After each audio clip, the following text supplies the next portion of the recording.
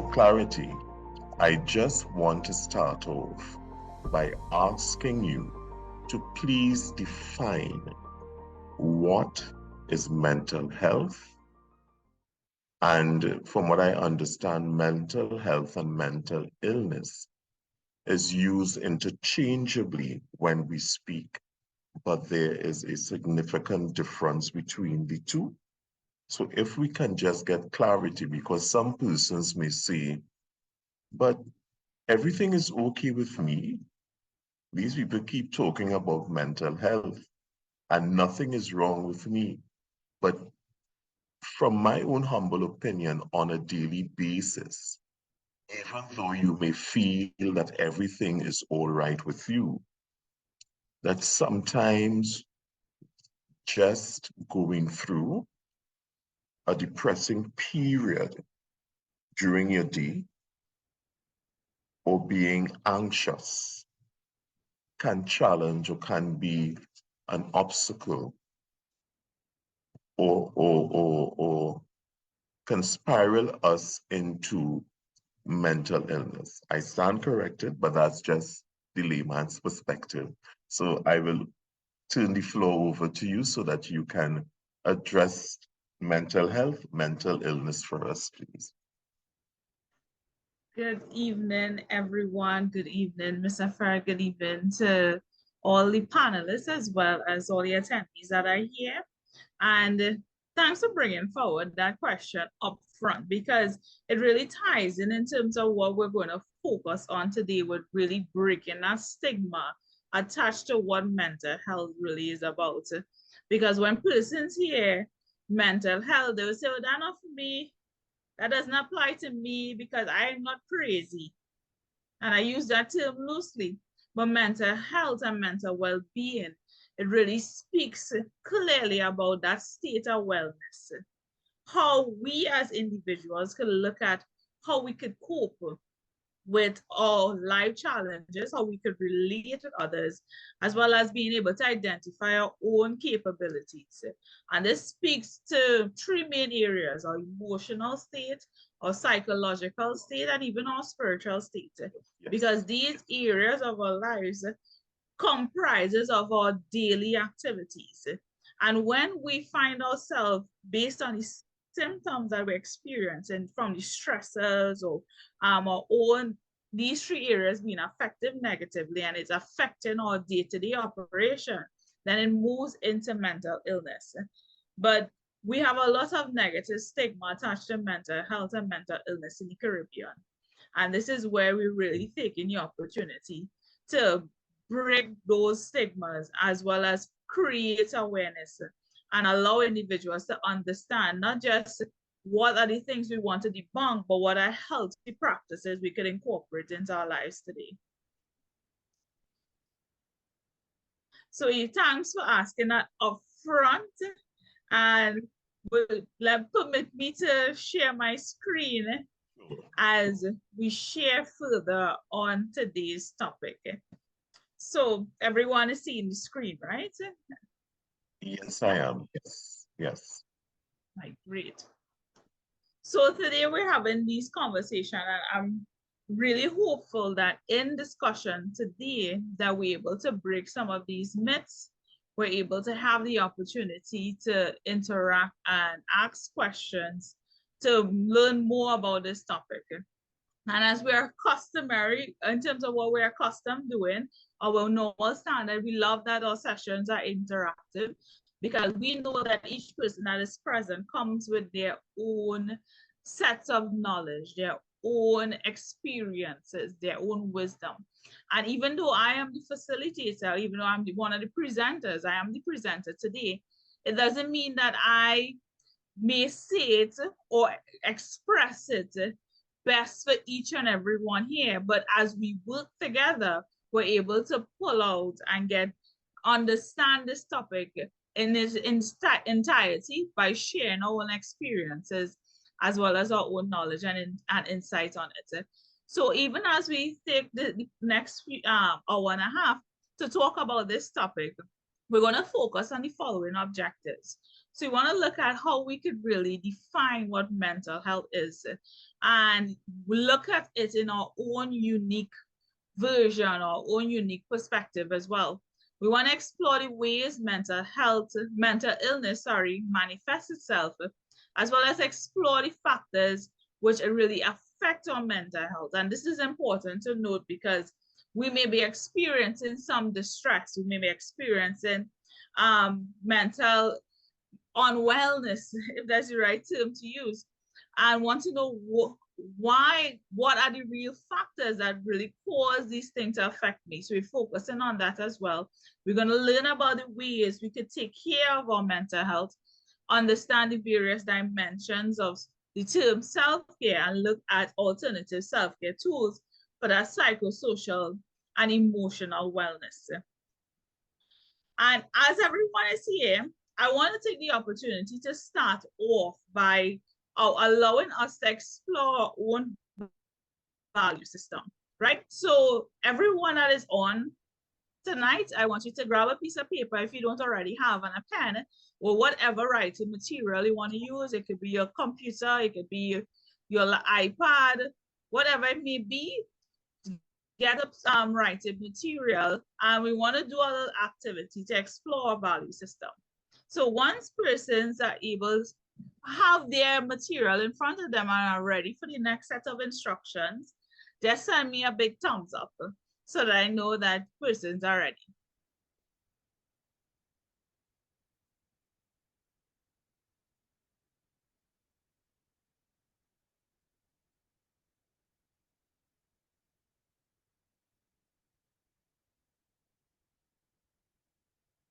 So are we all set to go? I'm not excellent. So we're gonna look at our value system. So what I want you guys to do is to list 10 things in your life that you value the most. Write down these 10 things, mark it out 1 to 10. Make sure you have 10. 10 things that you value the most in your life. I encourage persons to be specific. Like you want to specifically say that I value my husband or I value my children. Be specific, because if you put family, then it has some family you really value as much as the others. So if you could be very specific, that would be excellent as well.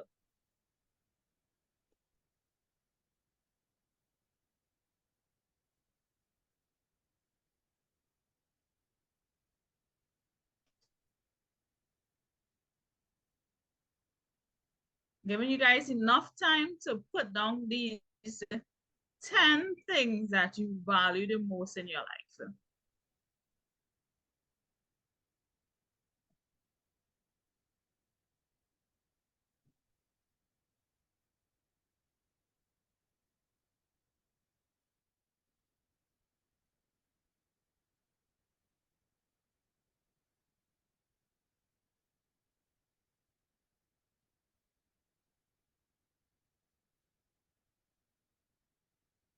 Mr. Farrell, do you think everyone completed it so far? Or you still writing yours? So a little 2 minutes again, a minute again. Yeah.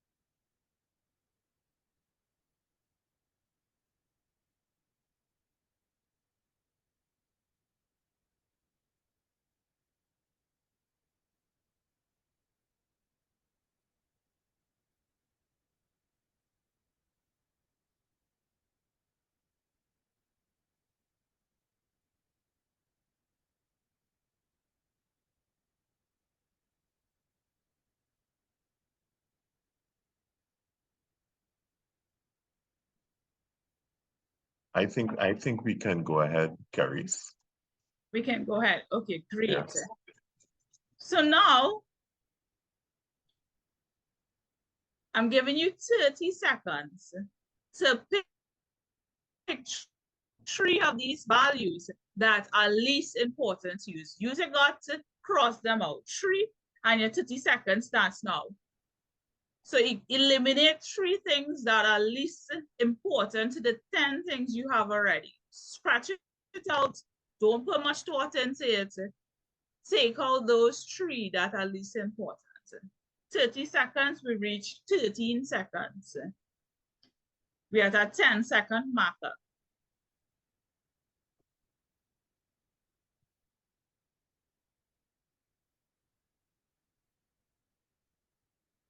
All right, stop. Now paying attention to the next instruction, which is equally important. So I hope persons would have crossed out that 3 and don't say, no, I can't do that, I can't do that. We're going to do it. So we jump in again. You're going to have 20 seconds now to pick 2 more of these values that are least important to you. So scratch out another 2, 20 seconds start now. Remove 2 more. 10 seconds.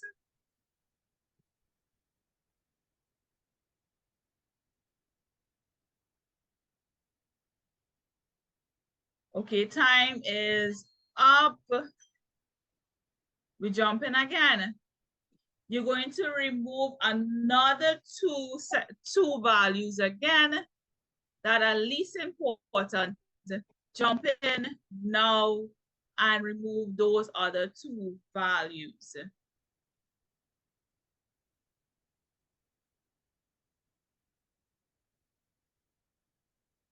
Nine seconds.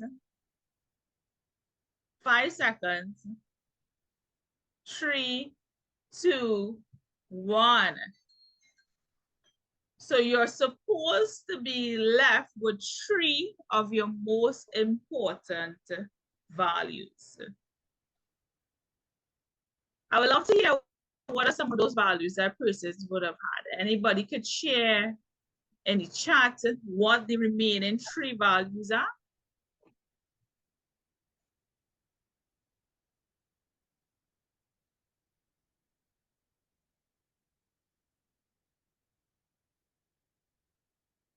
You guys can place it in the chat, share what the remaining 3 values were.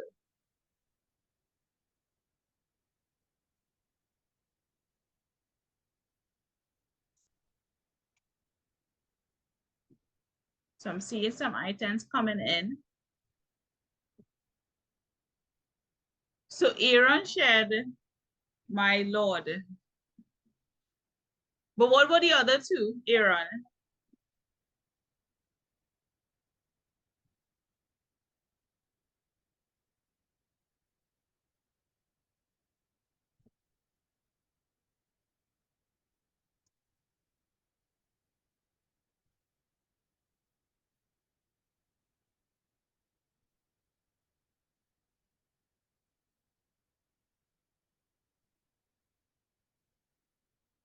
So I have Adriana sharing that my life, my children's lives, and my happiness. Adriana, thank you for sharing that. But I see Nisha would have shared all 10. Nisha, what were your final 3 responses, your final 3 values?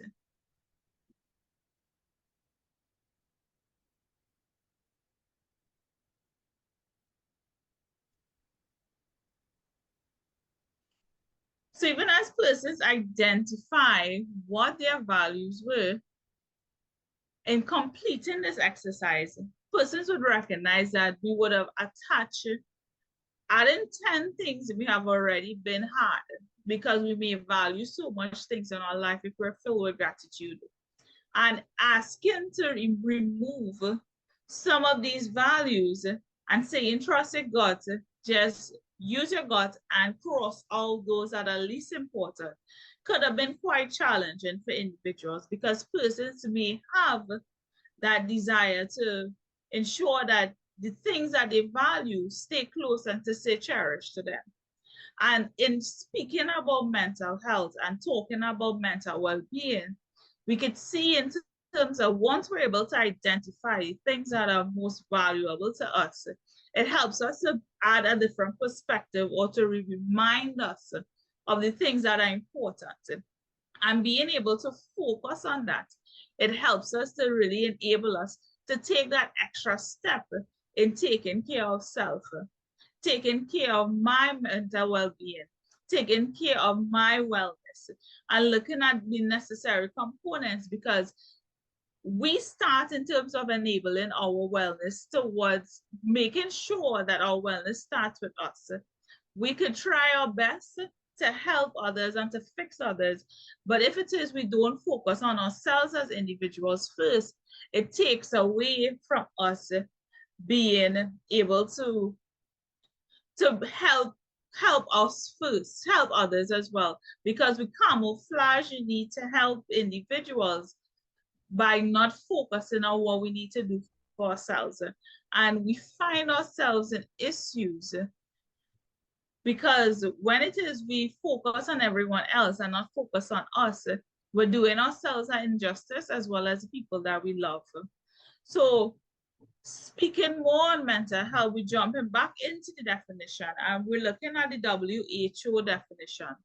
And they define mental health as a state of well-being in which individuals recognizes their own ability. So we're starting off with that. Is a state of well-being. Everyone that is here, I want you to genuinely ask yourself this question. Am I really happy? Am I comfortable with the state that my life is in currently? Could I see that I may have bad days? Yes. I may get upset and frustrated on certain instances, but generally, am I contented with the life that I have? Could I see that I'm living a well life? So we're starting off with there. We're starting off there with asking ourselves, am I in a state of well-being? And then we branch off into the other component. It is an individual. It is that individual. It is not someone else identifying our own abilities. It's not other people telling us what our abilities are, whether it is our strengths or our weaknesses. It's us being able to recognize as individuals our own abilities. And abilities is not only your strengths in us, it also speaks about your weaknesses. It speaks about areas that require development. I remember we're speaking on an emotional, psychological, and a social component when we speak about well-being. So when we speak about those things, what are my emotional strengths? What are my psychological setbacks that I may be experiencing? What are my social constraints? Am I really conscious and aware and able to recognize what these abilities look like? It also focuses on how we cope with stresses of our life. So we will have stress. How do we respond with that? How do we deal with it? Do we just brush it aside? Do we put it on a shelf and say we'll deal with it when we're ready to deal with it? How do we really cope with stress? Do we feel overwhelmed and anxious? How do we cope with stress? And it's also about how we could work productively and fruitfully. So a state of well-being, recognizing our own abilities, understanding how we cope with stresses in life, as well as ensuring that we continue to be productive and fruitful. Because we could say that we have a state of wellness, or we can recognize our ability, but it doesn't mean that we're productive and fruitful. We can be able to cope with stress, but it doesn't mean that we're able to really recognize our own abilities, because there's a lot of people who like to go into driver mode. And when they face stress, when they face challenges, they go into work mode immediately. and it doesn't take time for them to treat with what is being experienced. So it's being able to identify the whole triad of components based on the WHO definition of mental health.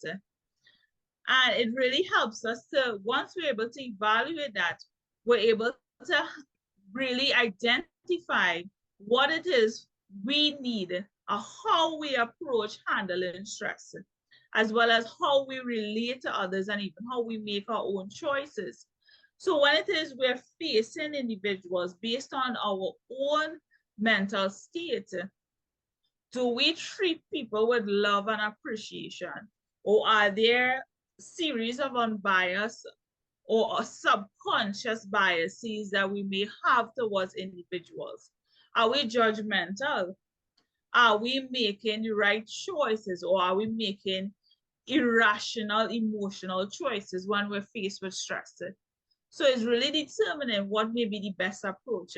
And as we continue to talk through what it is like growing up in the Caribbean and hearing about some of these stigmas attached to what mental health look like, it allows us to take the opportunity to explore how those philosophies that were there can no longer be applied now, because we have more knowledge and we have more insight on what mental health is, and we continue to run this campaign to understand what mental health and mental well-being really is.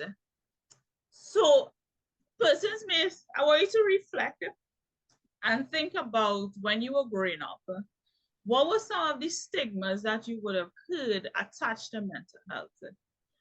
And I like that Mark started the forum with asking, what is really the definition of mental health? Because some persons use mental health and mental illness as an interchangeable term, one meaning the same, both meaning the same thing. So even you, as you're there, reflect in terms of sharing, what was it like for you growing up? And what were some of the stigmas that you would have heard when it comes to talking about anything related to mental health? And the interesting thing, even as you think about it, the interesting thing is that in the Caribbean, based on a lot of research, it is a very concerning topic and a concerning matter as well, because the stigma attached continues to exist today. It isn't something that went away. It is still happening today. And some of these stigmas associate mental illness or mental concerns as things that occurred because of some spiritual desecration, meaning that somebody got a spiritual blow. That is why they probably trip off. Some persons associated with some form of demonization, that the person is possessed, that the person is under demonic influence. So the views about mental illness or mental concerns or mental episodes stems from, well, is an external entity that cannot be seen and cannot be touched that is causing the person to act up like that. So what tends to happen, people would go undiagnosed, people go untreated, and their symptoms worsen. What they experience become worse. And we don't take time to talk about the truth about what mental illness is about and mental health. And when we break it down even specific to Trinidad and Tobago, Trinidad and Tobago is actually the third highest in the Caribbean for the prevalence of mental illness, and the third highest in the English-speaking Caribbean for suicide. So when we look at our beautiful twin islands of Trinidad and Tobago, we have a very high prevalence of mental illnesses. So it means that one in every 4 persons in a room could actually be living with mental health issues. So based on our statistics, it actually shows that based on our population, that persons are around 350,000 people are living with mental health issues and are registered with our clinics locally. And these numbers are startling especially knowing that the stigmas that are already attached to it. But the thing about there is still hope in terms of as we continue with discussions and continue with building that awareness, people are able to detect faster, especially within ourselves and with our children. We're able to detect faster what is taking place and hold on to the opportunity to see what is necessary for us to build and to develop. So Geneva asks a question, what about withholding emotions or thoughts that cause the breakdown of the mental? So Geneva is asking a question specific about suppression, emotional suppression, where we put it on a table, we put it on a shelf, and we leave it there and we don't address it. And Geneva, there is a statement where we would hear a phrase that we hear that it was the straw that broke the camel's back. So when it is we withhold these emotions, when we suppress our emotions, we suppress thinking about the situation, what occurs, it manifests itself in different ways. So this is where you realize that when you don't address things that you're dealing with, your resiliency tends to weaken. And your resiliency means you bounce back. When you face with stress and problems, this is where you bounce back up and recuperate and could face life again. So when it is we don't treat with these things, what it happens, our resiliency really breaks down. So when we're faced with things that may not be as difficult to cope with or to deal with, we realize that we're stuck at a certain place. What it does, it also shows in terms of that short fuse that we may have, where we will go and our temperament to deal with certain individuals, or even to deal with our children or spouse, realize we're more easily annoyed, we're frustrated, we're able to lack focus when it comes to doing stuff in the work. So when we think that we're just suppressing it and we're putting it down, it doesn't necessarily mean that that everything is all right. It manifests itself in different ways. And then one simple situation may occur, and this is where the explosion could take place, where we don't have that strength to really respond effectively, and we find ourselves going over these plethora of emotions and having no control of how we manage and how we express it. And this is why it's important to move away from just suppressing our emotions and focus on addressing what are the things that are affecting us, because it continues to layer and layer and layer, and it manifests itself without us even realizing it. And when we talk about mental health in Trinidad and Tobago, research also shows that men have an astonishing growing rate of mental health issues. And be reminded what mental health is about, is that state of well-being, how we're able to recognize our own abilities, how we're able to cope with stress. So we're seeing at a very alarming rate, men are suffering in silence. Because a woman I just would... want to, if I may interject, Paris, and I just want to just pay a little attention on the suppression and why do people suppress their feelings. And I'm very happy to hear that we are addressing the feelings of men this evening as well, because you would have known, I think last year we did 2 sessions on domestic violence against men and the importance of allowing men that platform to express and to air their views and their concerns and how they are feeling, and to be very safe and secure in that surroundings where they can actually state very clearly, how am I feeling at this point in time? So the young lady would have talked about suppression and suppressing how you feel. And I think one of the things that we need to look at, and you mentioned it earlier, self-awareness, and ask yourself, why do I tend to suppress my feelings like that? Is it because of an issue growing up while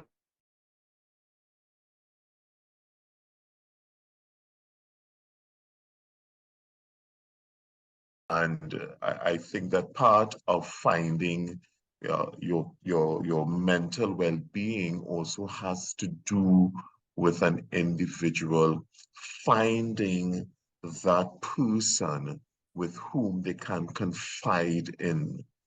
There must be someone that you can confide in how you are feeling instead of letting it fester and fester. And then one day it just erupt and then everybody is, you know, what just happened here? That was just a simple statement I made, or I asked a simple question, and there's Kerry's blowing up at me, but not knowing that maybe something else. So I want us as you go along to just to focus on the suppression and what can we do for ourselves, whether it's to write it out, whether it's through prayer. And I know a lot of people we always believe in God and trust God.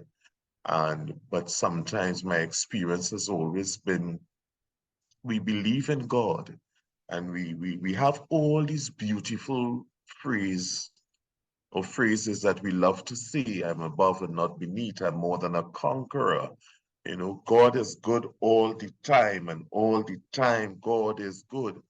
But when we have these problems and we are going through these problems, we always seem to turn to God last because we don't really think of, okay, well, I don't think that He can help me out here. So, suppression. What is suppression? How do we deal with it? Who can we trust?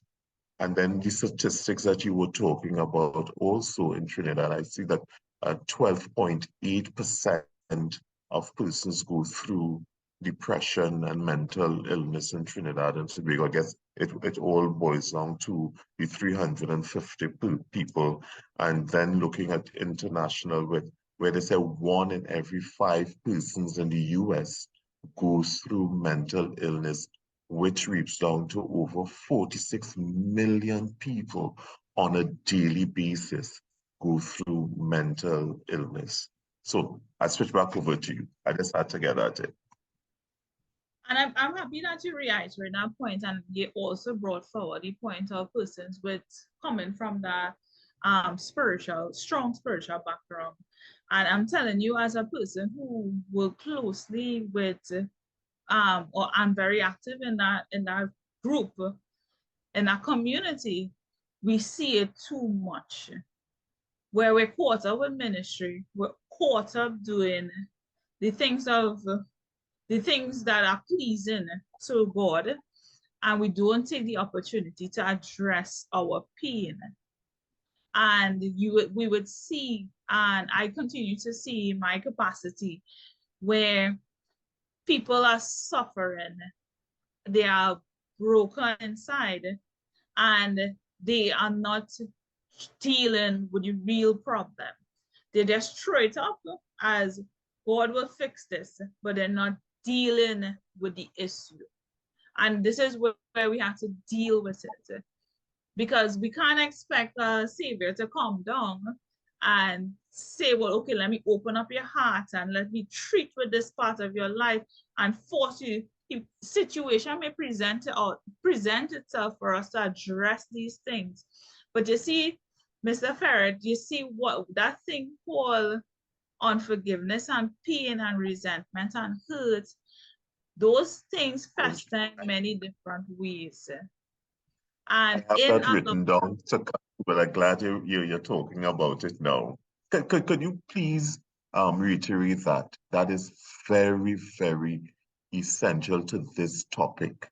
The pain, resentment, hurt, hatred, people not understanding that I may be trapped and experiencing mental illness because I just don't know how to let go, how to forgive. So each year it keeps going on, festering, festering. My life is just going in a circle, and I don't know how to get up because of the pain and hurt. And then the person walks into a room, and you just lose it inside and go berserk inside, but you can't express it. But the person has so much power over you that it affects you internally, emotionally. So I'm glad that you mentioned that. Forgiveness, letting go.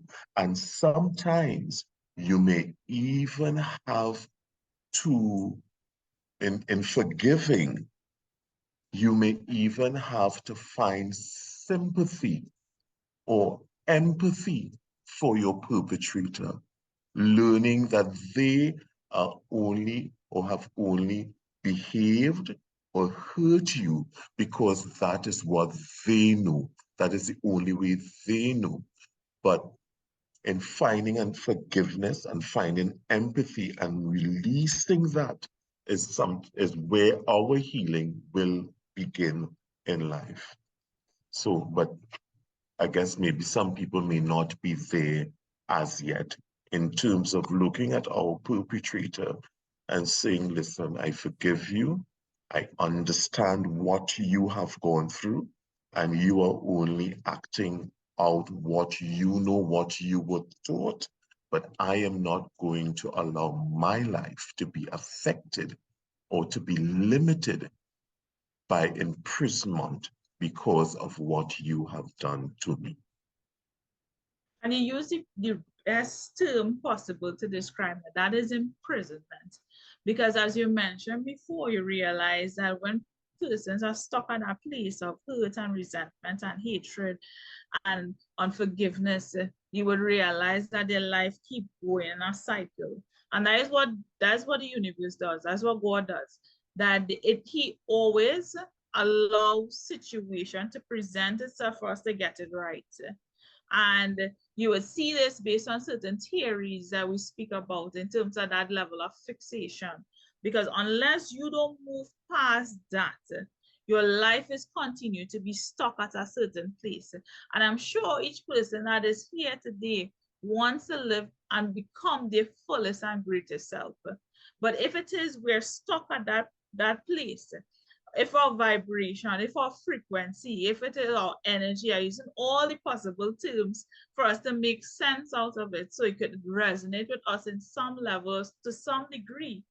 If it is, we keep ourselves at that low feel, that low energy, that low care, because unforgiveness and resentment and hatred, it keeps us stuck in a low place. If we allow that to stick there with us, there's no way we can move past and reach our greatest potential and to really manifest and be the person that we're truly ordained and orchestrated to become because we're holding on to this. And those things are like, I always describe it as cancer. Cancer is something that starts off in one area and it expands, it grows, and you realize that it is destroying and eating and killing away all your vital organs and all the important your bloodstream. It is messing you up and it is killing you inside. It's not killing you from the outside, it's killing you inside. And I would say those things are similar in the same way. So we may have a specific person that we have that resentment and unforgiveness and hate and was hurt by. May have that one particular individual, but even we may not have to deal with that individual or see them again. But then we realize that is now affecting how we interact and relate to other persons. So let's just say the person is a female's father, a young lady's father, who would have abandoned them when they were children, and the father was not active, and the person would have seen their father in such a positive light as a child and expected the father to be there for them, and the father abandoned them, and that person refused to forgive the father for what he would have done. And as the child grew older, she finds it very difficult to trust men, and all that stemmed from the man. From the father abandoned. them. They may find themselves in a relationship with a respectable young man, person who loves and cares about them, seeking their best interest, but they will never settle for that person because they can never forgive what took place in the past, and no way they could accept this person in front of them. Even how they may relate probably to their own children, their own sons, because hatred is a thing that manifests itself in many different forms and many different ways. So it is important to even see how it manifests, not just only on the perpetrator, but in terms of the other components of our life as well. And this is where we find and we get that help. Because even if it may not only be negative emotions we have, but it's just simply suppressing how we feel altogether, how things affect us. And you see, in terms of depending on what you would have experienced, there's some people who are just, especially like persons who are people pleasers, who don't want conflict, who are afraid of speaking up when things are not in alignment to how they feel comfortable about. You would see in terms of they just don't say anything. And by just suppressing it, it leaves room for a lot of unhealthy or unhealthy state of where we could be, and we're manifesting, affecting our mental health as well as our physical health. And really finding out steps. It is not as simple, especially if this is an ingrained thing that an individual is facing. So this is where you may need to seek that support to really help you unearth the layers. And you will realize it's layers upon layers upon layers. And this is where the professional support could also come, even having that friend or that person that you could reach out to who could help you make you feel supported, can make you feel that you're not judged, that person who can help you really open up and talk and help you understand where is all of this coming from. And you as an individual have to be willing to face it, because it is hurt, especially if it's pent up years of suppressed pain. It can hurt and may be difficult to address, but it's something that needs to be done. If it's you as a mother that is sitting here who is disappointed with some of the decisions that your children would have made, have a family meeting and talk, share.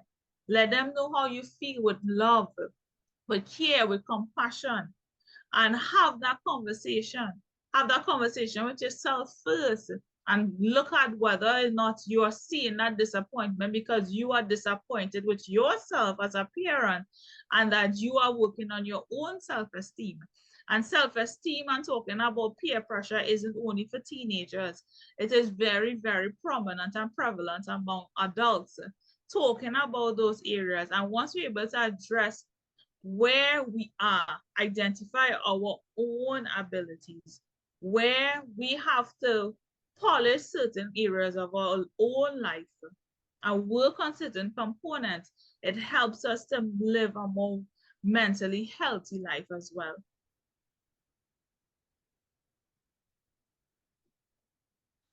And continuing on the line of talking about mental illness, we speak also in terms of how our brain works. So we're speaking about mental, so we must touch on the brain.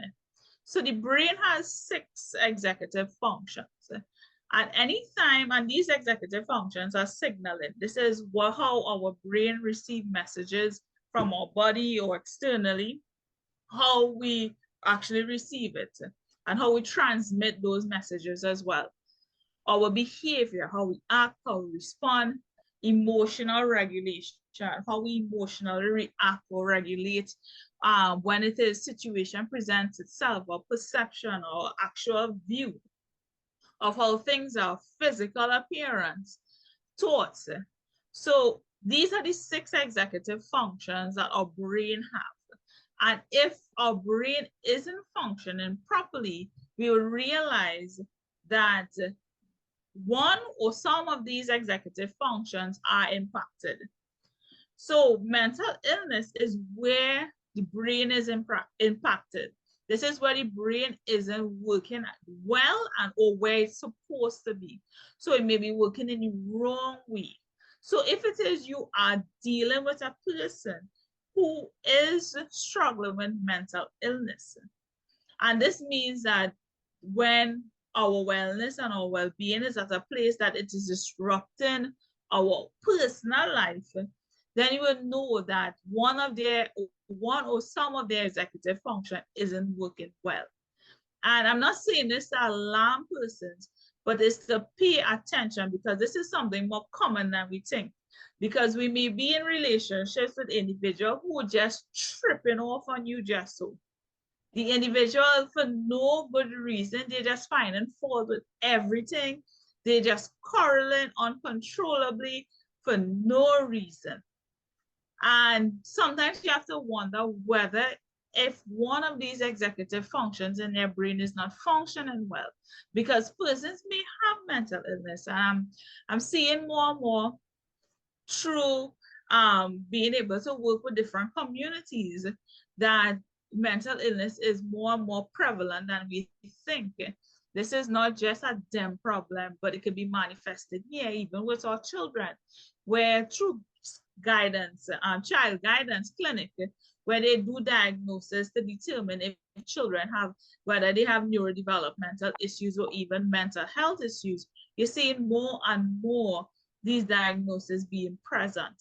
So it's really paying attention whether this person's lives are being disrupted based on not being able to manifest and manage situations well. And again, it isn't something so scary. And there are different ranges of mental illnesses. And I've highlighted the different ranges because even in these different categories, it's have specific mental illnesses that are current. So these are, for example, anxiety disorder has generalized anxiety disorder. We also with depressive could have depression, clinically persistent depression, chronic depression. So some of them have different series or different specific mental illness attached to it.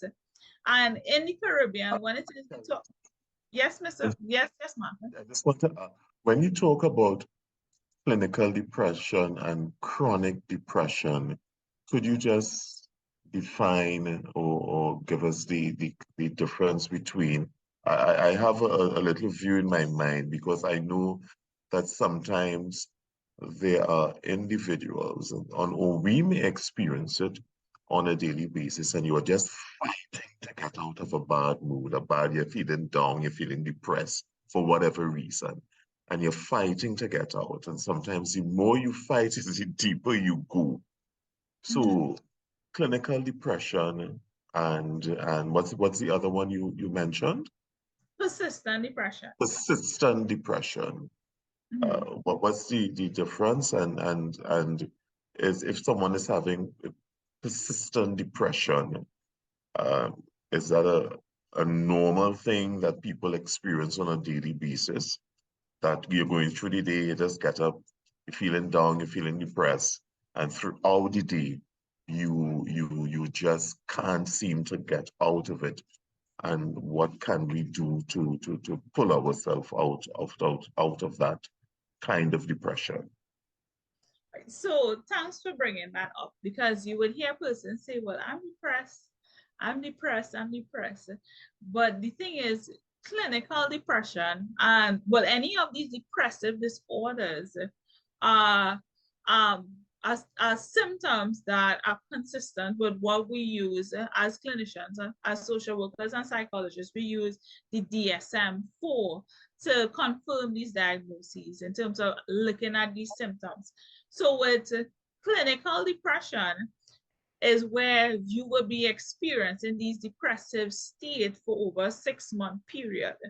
And in this, you are unable within your own strength to just move out of it.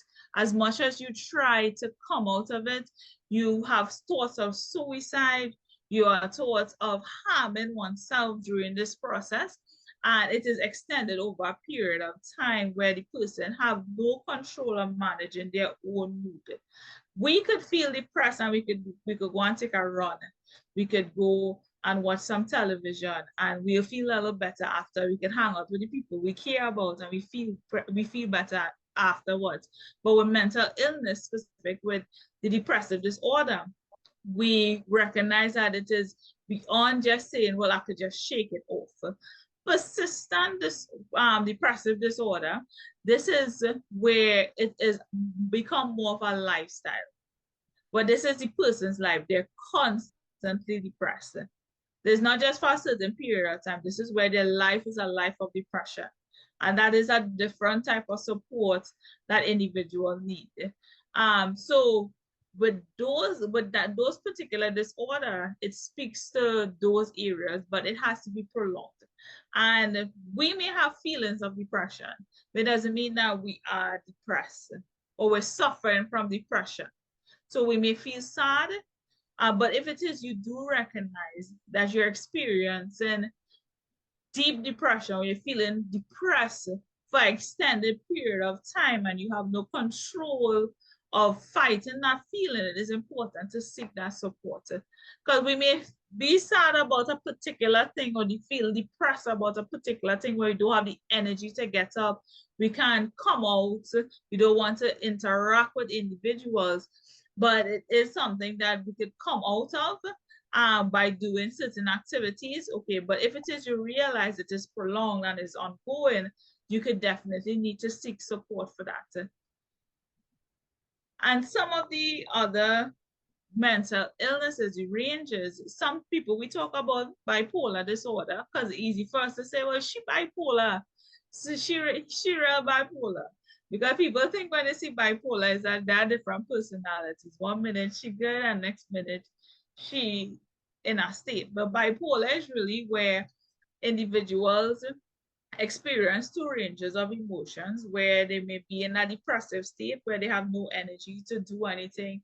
They lock up, they're sad, they have thoughts of suicide. And then they could also have the manic state where they feel that they're invincible, that they're on top of the world, they want to do the most, they have all the energy.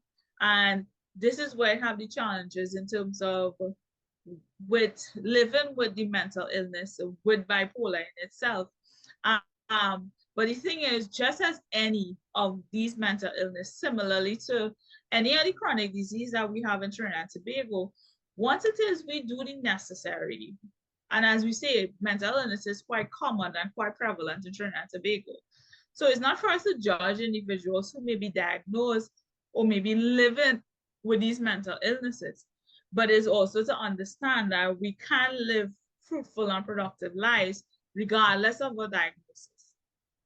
And once it is we take our treatment, we seek the counseling, once we exercise, eat healthy, we sleep, it becomes more and more manageable. So if it is you have a family member who is exhibiting certain signs of mental illness, if they are being diagnosed with it, it's not for us to disown them and think that something wrong with you, I can't help you, you have your papers. It is nothing like that, but it's really providing us support. And it comes back again to us what we spoke about, certain executive functions may not be functioning the way it's supposed to be functioning in. So it's how they may perceive situation, maybe not in terms of the same way that some persons may perceive it. In terms of how they're able to regulate their emotions may not be the same as how others may be able to do it. So it's not about casting judgment and thinking that their life has come to an end and now they're a potato and they have to be locked up in sentence for the rest of their life, but it's really supporting individuals who may have these diagnoses. And I'm not taking for granted that persons that are on this call today or in this meeting, in this webinar, that they are not familiar with any of these mental illnesses, because some persons may have children or cousins or brothers or sisters who may have a diagnosis, and it's really about giving them that support. And oftentimes persons' mental state, they suffer because they don't have that support from others, because they may have had an episode, a mental breakdown, and people remember that alone and they forget the individual that they are. And that's the thing. We don't want to forget who our loved ones are. And it is important to provide us support and accept the fact that they were not in their right frame at that point in time, but it doesn't mean that they are not their family anymore. It doesn't mean that they don't deserve your love and your support that you have. So it's really paying attention and giving them that support that they need. And I also want to pinpoint also in terms of that substance use disorder when we speak about addiction. And this is happening more and more. It is a culture, a trend, that culture to drink and to use certain drugs. It may not be a wide variety that are very prevalent in our market today. So the common things we are aware of is alcohol, marijuana, and to some degree cocaine. So even looking in terms of that addiction issue, if you have a loved one that may be struggling with some form of addiction, don't leave them to stop on their own. Be that support to them. If it means that you enroll them into some program, addiction program, that they really get the support that they need, allow that to take place. Because as I said, with these different ranges of mental illnesses, there's a struggle for the individual to rebuild their own self-will. I'm not saying that they will not have any altogether, but when their episodes are high, it may have some challenges for them to make some decisions on their own. And this is where we need to support them along the way. So if it is you do recognize that you have a loved one who have some form of addiction, whether it's alcohol or whatever drug it may be, find out more about different addiction programs that they could utilize to help them through this, whether they need to do inpatient support so they could detox their body and start fresh, or whether it's to be part of a support group to help them to really support one another. So we have Families in Action. We actually have an in-person addiction support group. We have Alcoholic Anonymous, which is present in plenty of our communities. We have Narcotics Anonymous. We have Gambling Anonymous, which is a different type of disorder, different type of addiction, but I'm still throwing it out there. But paying attention to what support that persons may need. And I also want to touch also in terms of the neurodevelopmental disorders. So some persons may say that's not part of mental illness, but I still include it so just to build some awareness. So these things fall under the spectrum of persons with autism and ADHD, those neurological challenges, well, disorders, I should say. This is where we pay attention to the signs. So some children, when we have children, you will realize that from the time they start primary school, that you may see symptoms or signs that there may be some kind of neurodevelopmental issues happening there. But we like to play oblivious to the truth, and we will say, not my child good, nothing wrong with my child. Although don't tell me anything wrong with my child is good. But it would not hurt to just get a test to really know where your child is at, so that you will know what support that your child may need. And again, it's not that something is wrong with the individual, it's providing them with the support that they require to get to. So, and I know by highlighting these ranges of mental illnesses, persons may have questions, and of course, pose your questions in the Q&A section. Some of them I would address it now. Some of which we would wait until the end to talk about it, but definitely drop your questions in the Q&A so we could speak to it as we go along. So as we're talking on mental health, I would really like to know what your thoughts are on how mental health could really affect us by not managing how we take care of ourselves, how we manage, how we relate to individuals, how we cope with our own stress. I would like to know what are your thoughts in terms of what are some of the things that could affect us. So you can think about it.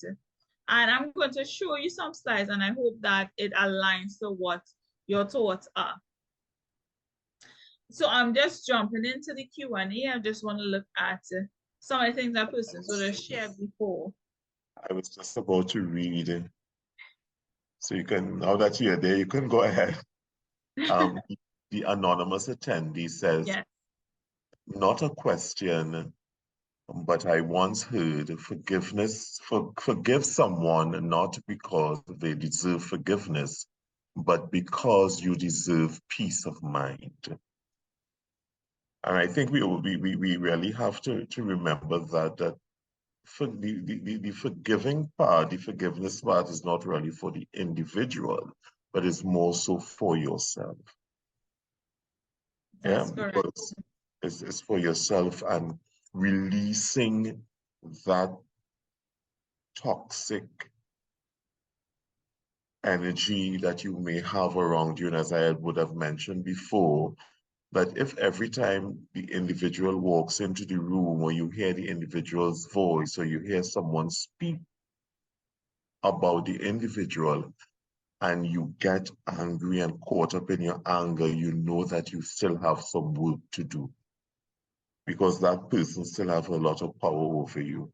I am seeing Maxine King is asking, how do you treat with someone who is unwilling to accept help and are in denial? And I will tackle that one time because we have to know what our whys are. When I say whys, I mean in terms of why do we do the thing that we do? Why do we continue when we feel like giving up? Why do we give up? So why, but focusing more on what keeps me going. And if a person is not at a place, and even as us as professionals dealing with providing that counseling support for individuals, they must want it first. We can't force them into wanting it. We can't convince them into wanting it. But they have to really be willing to accept that help. But as for you as an individual who may be encountering an individual who is unwilling to accept help and they desperately see where they need that help, or they're in denial that they need that help, this is where you find your peace. You find what you need in your life to help you deal with being a part of that person's life and what they are experiencing and what they are going through. And sometimes we may need to help and remind persons about the important things that are in their life so that they could get a reality check. And this is the how I can say it in terms of this is the hard approach, the real hard approach to responding to that. So is reminding persons about what is important, right? What is necessary at this point in time, and how their decisions or how their lifestyle could lead them down a path that could harm them. So if it is you help them to realize that the things that they value the most could be lost or could be damaged or could be impacted negatively, then it may bring about some change. But the thing is, persons had to want that change first. And we see it especially with our addiction support program, where you would see 10 persons may enroll in the program. And addiction is a very challenging thing because it is a lifelong process of moving it from an addict into a recovering addict. Because once an addict is always an addict, the lifestyle in itself is different from what somebody may have that doesn't have an addiction. I see it in our group in terms of that success rate. And the success rate is independent on the teaching or how good the facility is or how great they are to convince you to get your life in order or to highlight to you how much you could lose is that person's desire to really change And I've hearing from some of the facilitators sharing some of the cases that they would have had. It really boils down in terms of when they realize what they were losing. That is where persons may catch themselves, because we may have people in our life that enable their behavior. We may enable their bad ways because we're always there to pick them up and not allow them to face their own reality. So this is where we don't enable negative behavior, but we help them through the process.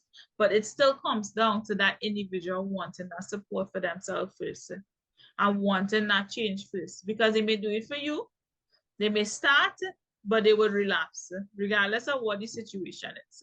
They will find themselves going back into what is comfortable, and what is comfortable may be something toxic and something negative.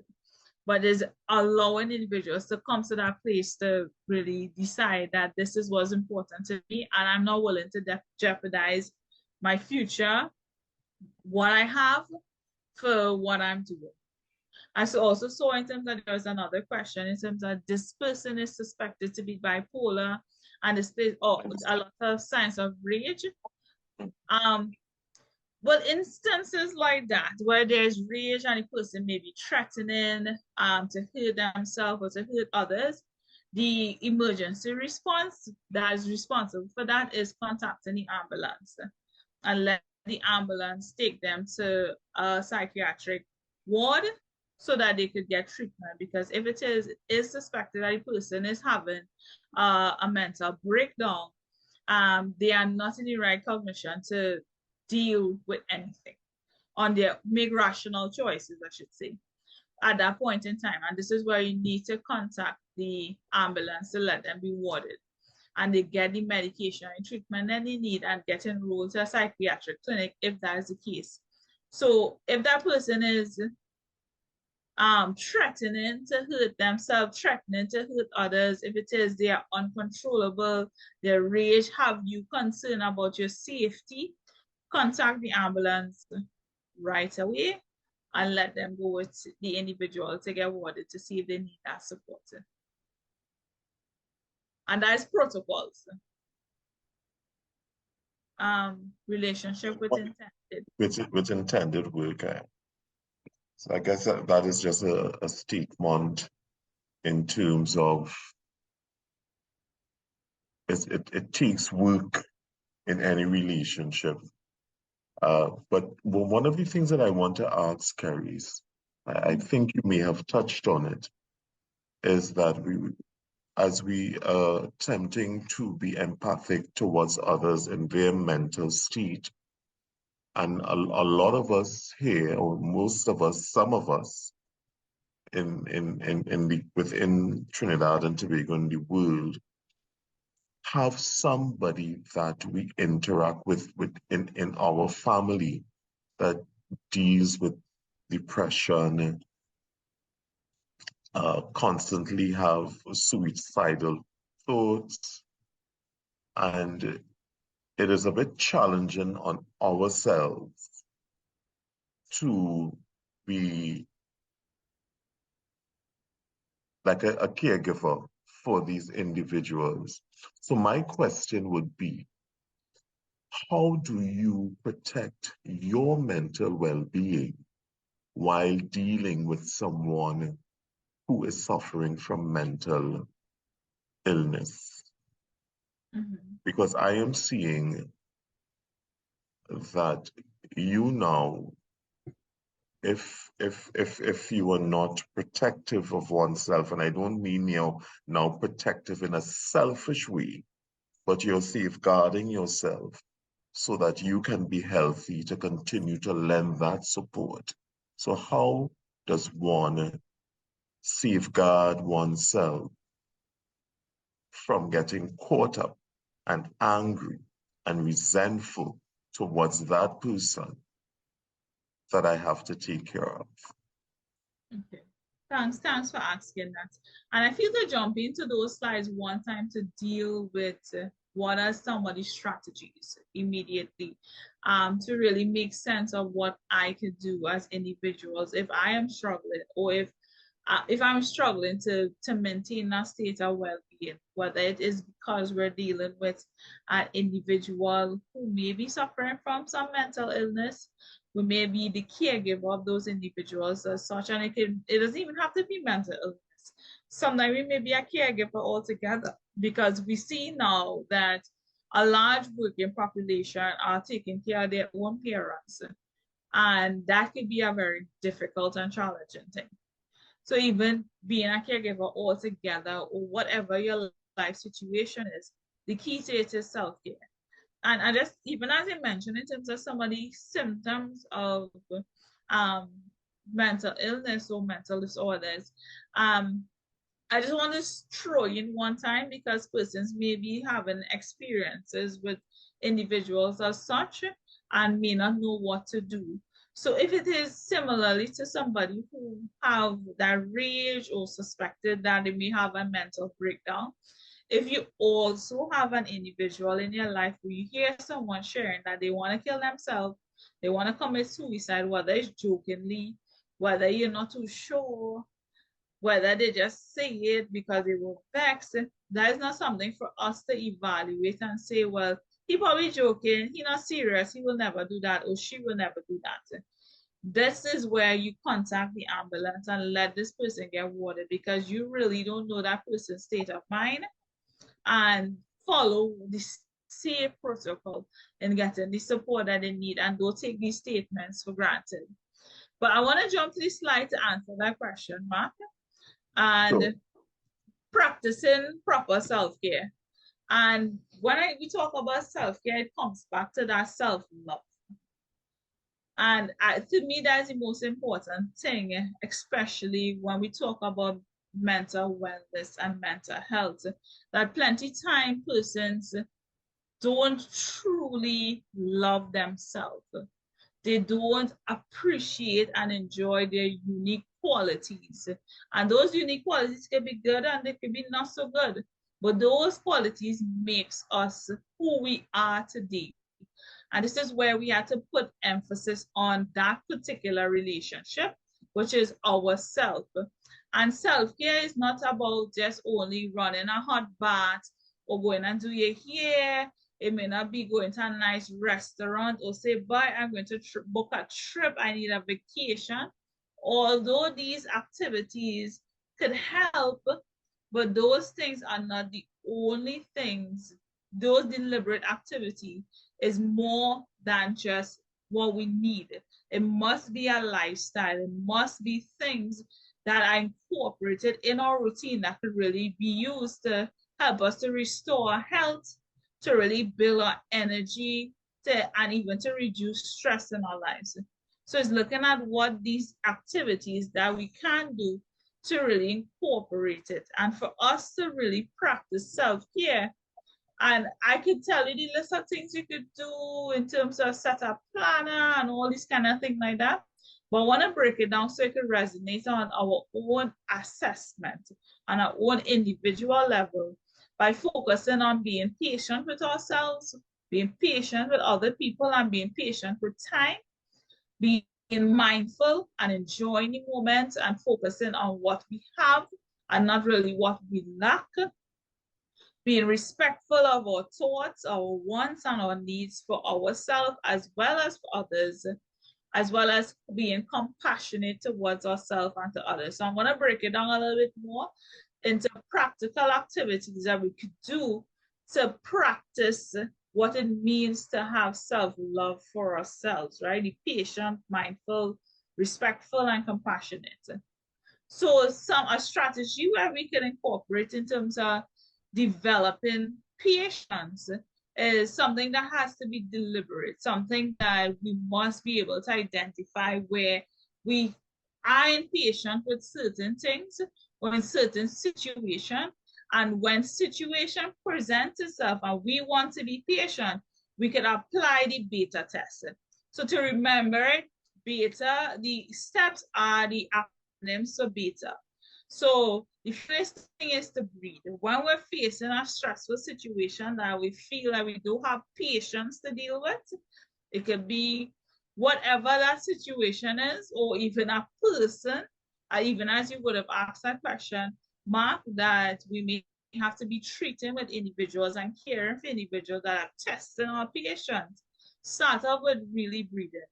And breathing really helps our body to regulate.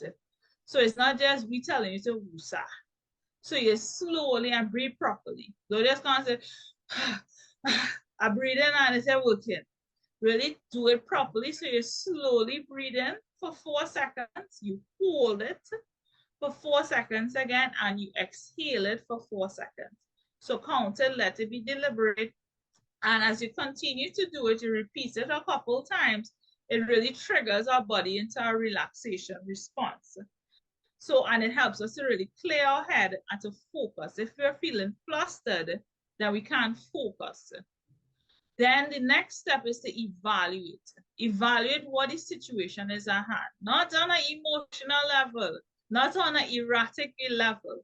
We really assess what parts of the situation I have control over and what parts that I don't have control over, right? So look at it in those two angles, not just look at it as they're targeting me, nobody like me, them trying to stress me out. Look what you have control over and what you don't have control over. And then the next step is to think through it, as well as to talk to other people about what options you may have to cope with your situation. So this is the moving from evaluation into brainstorming. And in the brainstorming stage is not just only you assessing on your own, but also talking to other people that are credible, of course, to really see what are some of the options you may have with really coping with the situation. So, and I would encourage also if persons are in a situation where they constantly feel frustrated about it, your judgment may become impaired in terms of what may be effective ways of coping with it. So take the opportunity to talk to people.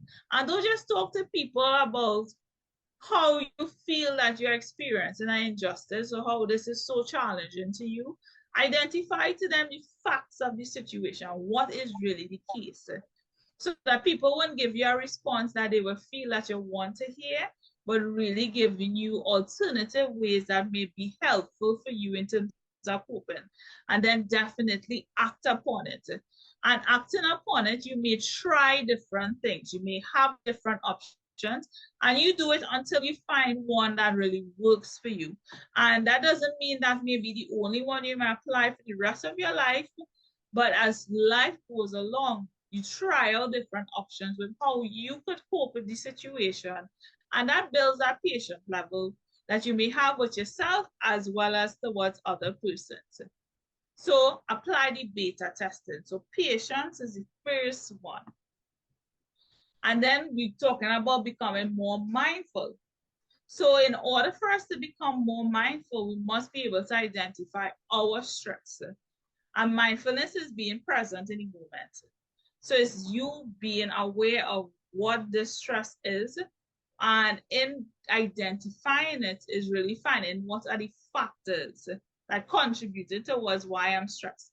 Because sometimes people will be stressed and thinking they're stressed because they came home to a dirty house, but that doesn't mean that is the factors or the source of your stress.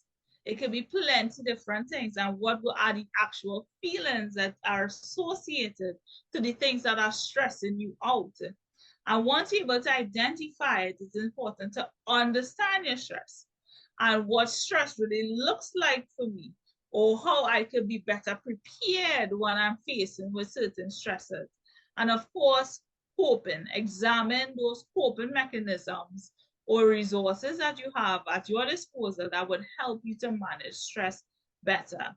So again, it could be in terms of planning ahead, in terms of delegating responsibilities that you don't need to carry on, especially if your plate is full.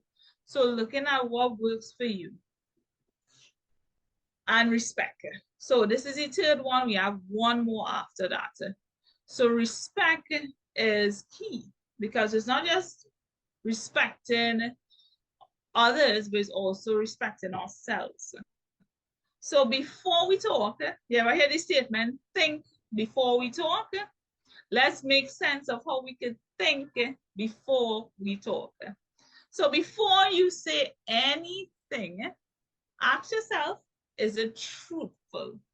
You know, sometimes in some of the WhatsApp groups we're in, we're easy to just share stuff, or even in social media, easy to see something pop up and we share it. We're not even sure if it's the truth or not, but we're sharing it.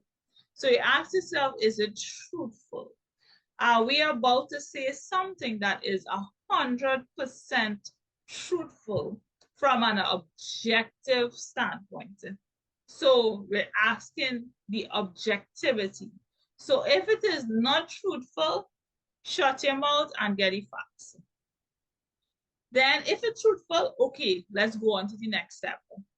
Is it helpful? Is what I'm saying helpful and constructive? Or am I just gossiping? So we know it's the truth, but are we just saying it for gossip and talk? Or to say, you hear this girl do that? So if it is not helpful, if it's not helping anybody or is not constructive in any way, don't bother with that conversation. Stay quiet.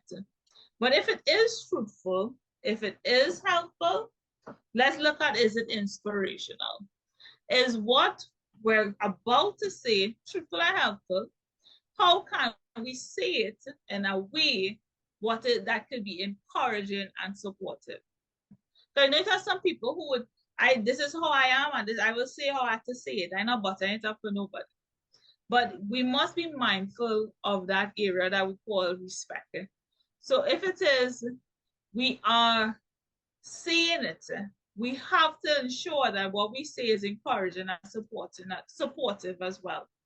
And now we just jump into N, necessary. So it is truthful, and we believe that it will be helpful. And we're looking at how we could say it in an encouraging and supportive way. But is it necessary for you to say it? It is help. Is it really necessary in the bigger picture? Because we may say things in it now because the person is going through their own state now. But in the bigger picture, does it worth creating that friction? Does it worth starting an argument? Does it worth jeopardizing your relationship with the individual? So that is the question. Is it really necessary coming from you to say it?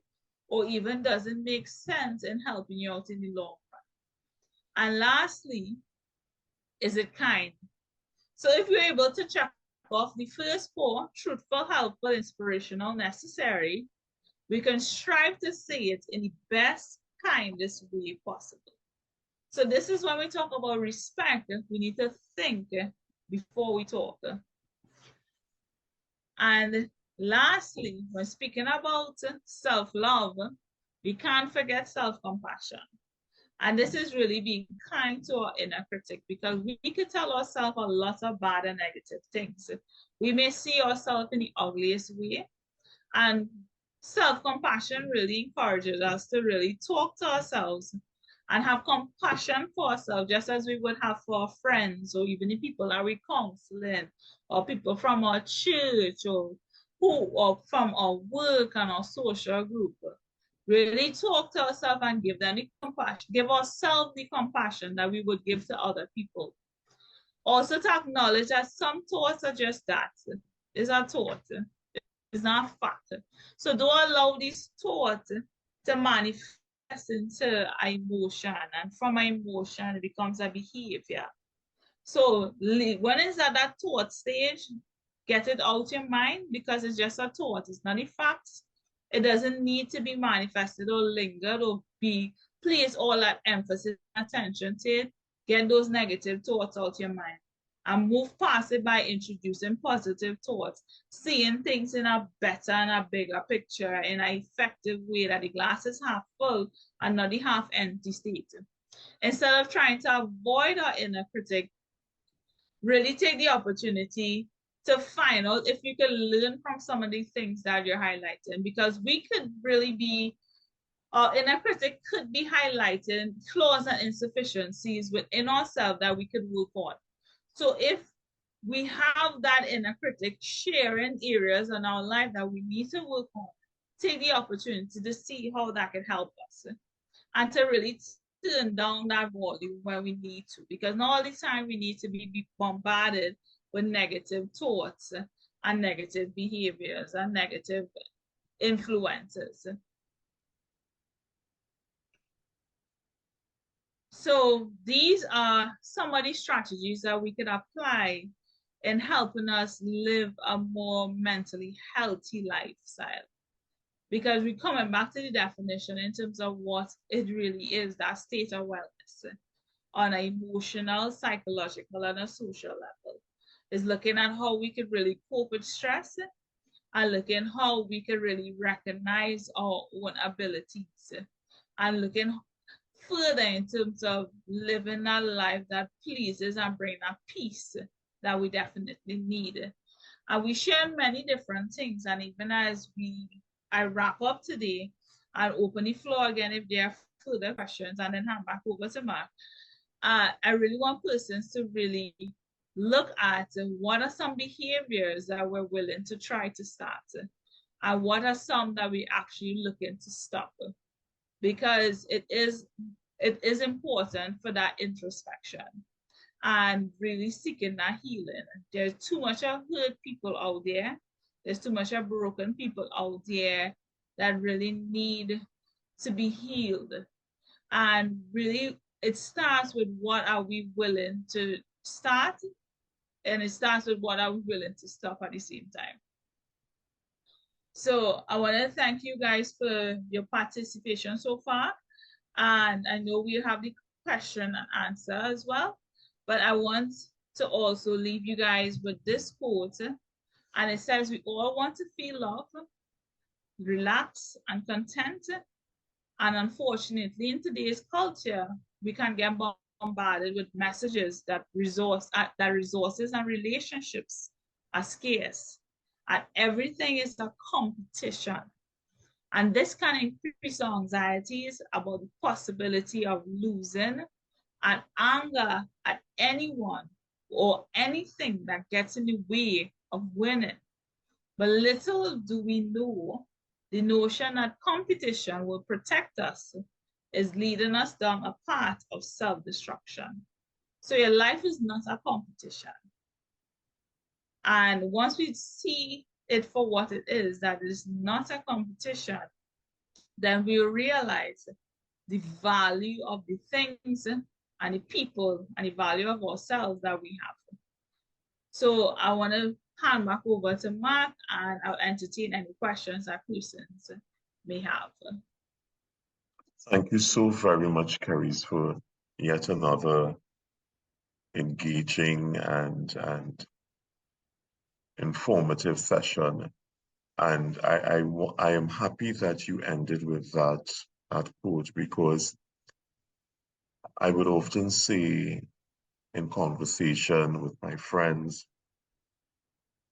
that we spend too much time comparing ourselves to others.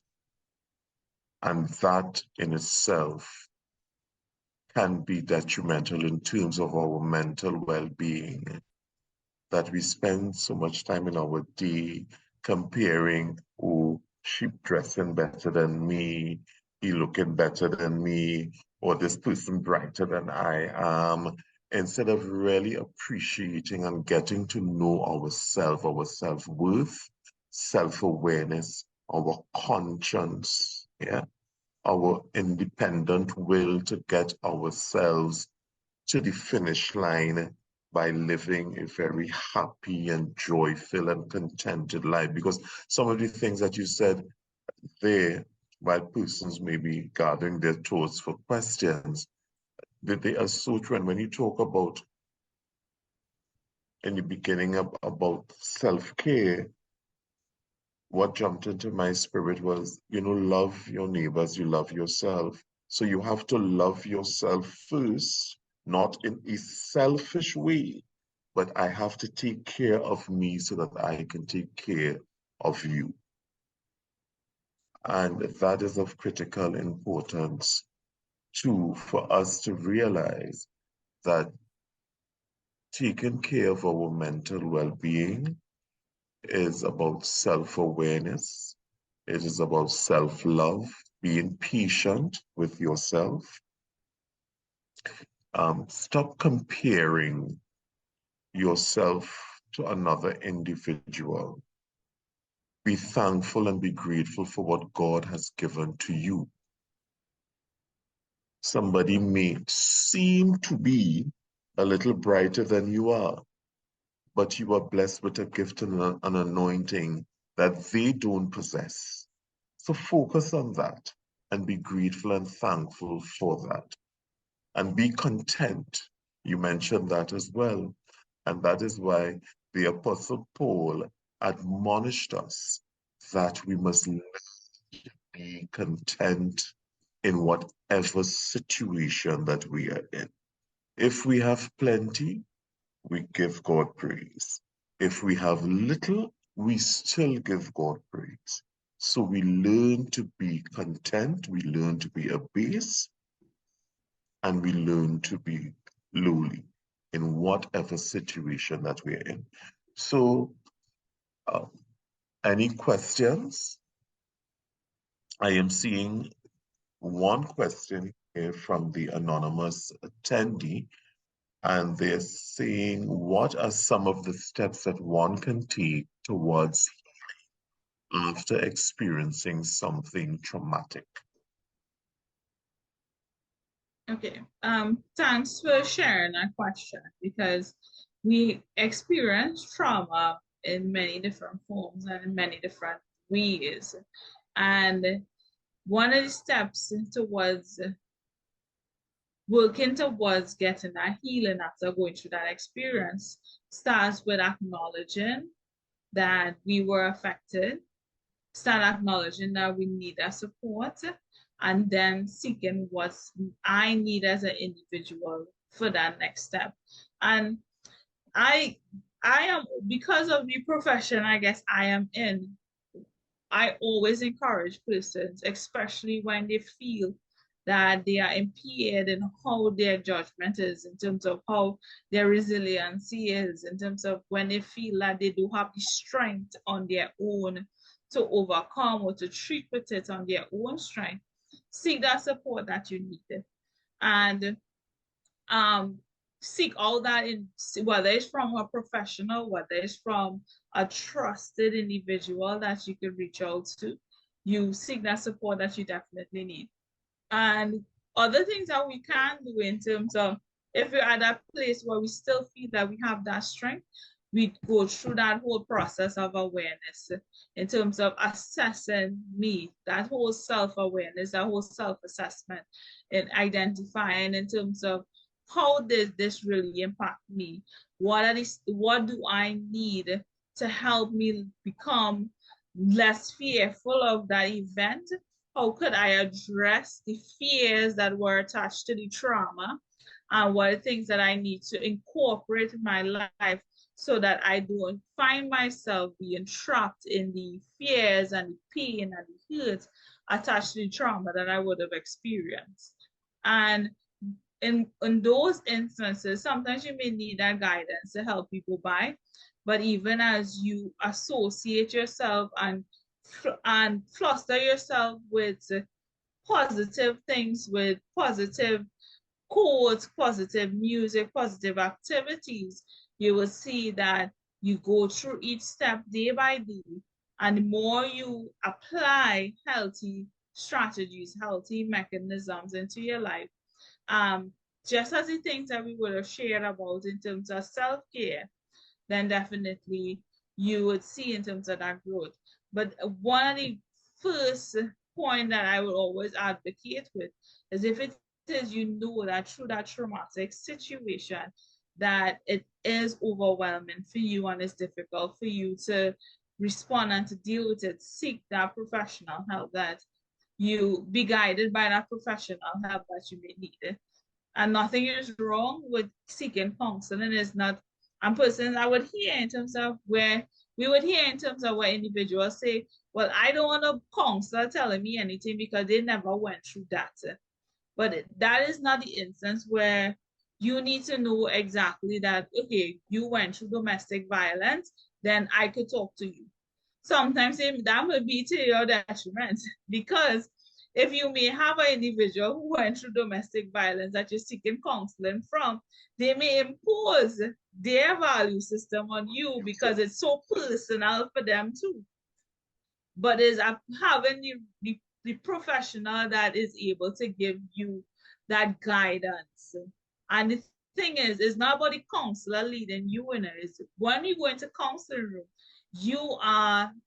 we follow your leader. We follow and we're here to support you through that journey. So seek that support that individual that you may need, especially if experiencing something traumatic that you find it difficult for you to deal with on your own. And if you feel that you can handle it on your own, do that self-assessment to really identify, am I suppressing the truth of the situation? Or these are the things that I can do to build on my strengths and to address the fears and the pain and the hurt that was associated with the trauma. There's another question, Paris, but before I go into the question, I think it's a Mr. Rodney Clark had his hands up. I don't know if he still wants to ask the question.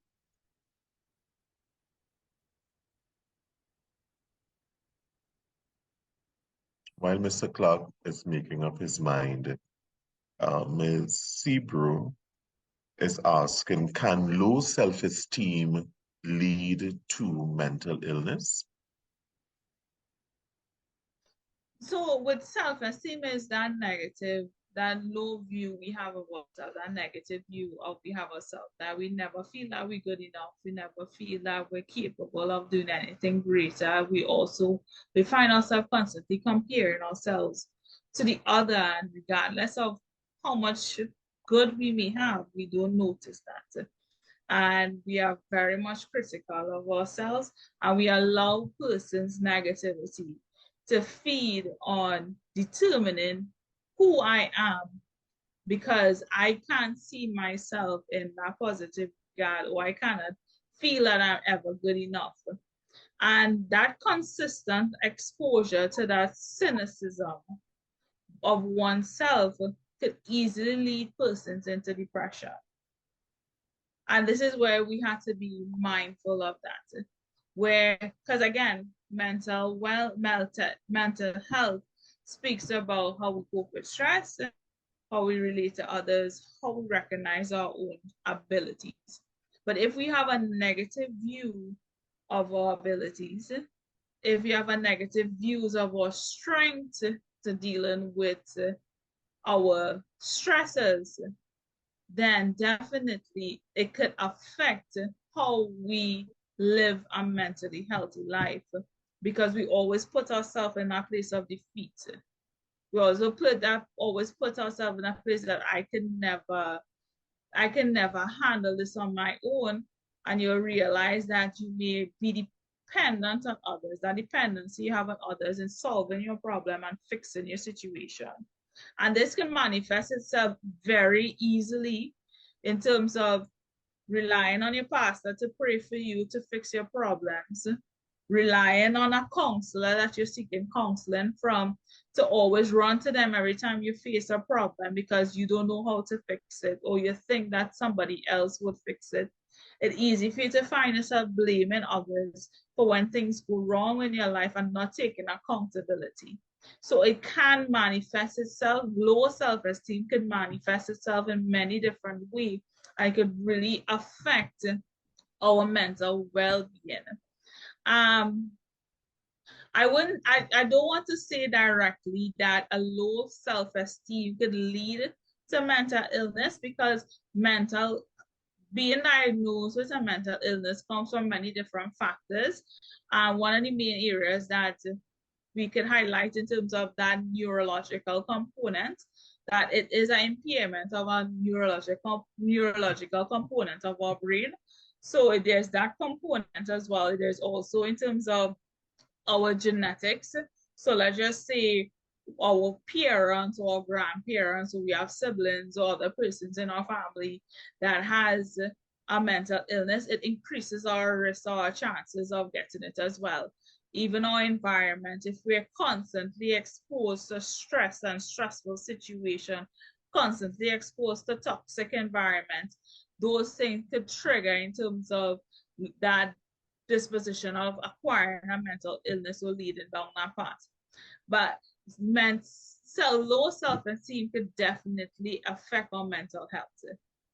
But I don't want to just say, yes, it contributes, or you may see in terms of low self-esteem being a consistent manifestation of persons struggling with mental illness for many different reasons. But I don't want to say directly that low self-esteem can lead to mental illness, but you would find a high percentage of persons with mental illness struggle with self-esteem. But I won't say lead to mental illness, but it affects our mental health.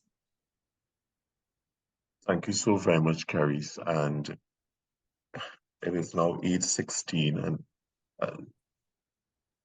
and we can go on and on talking about this. So if there are no more questions, of course, I will have to talk to Caris maybe tomorrow. Please God for part 2. Because this is so important, as I would have said before.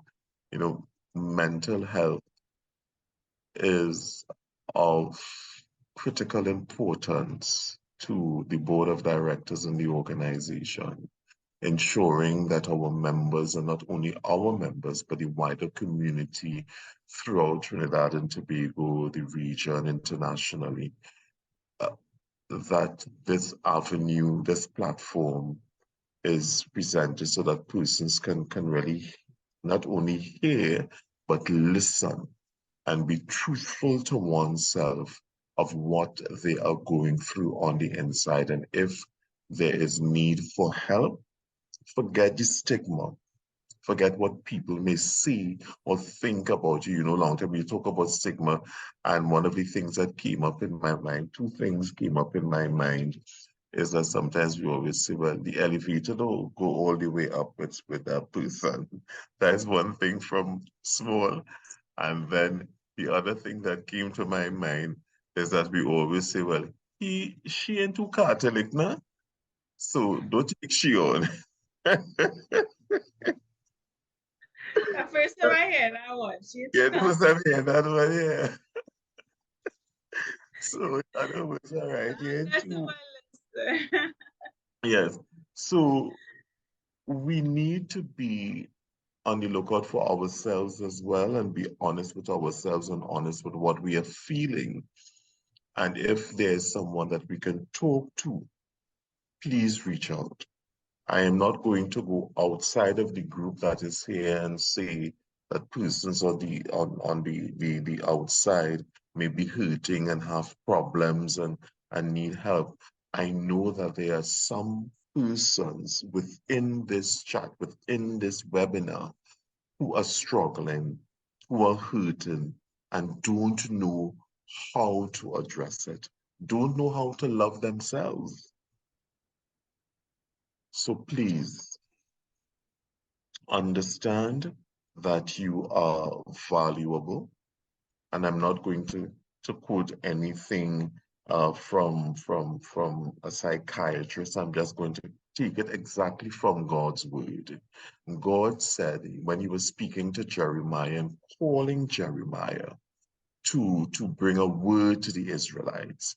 And God told him when Jeremiah was saying, but I don't know what to say. I don't even know how to speak. And you telling me to do X, Y, and Z.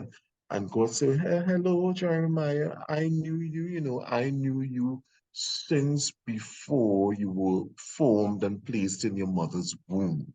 So I know that you have the ability to do what I am asking you.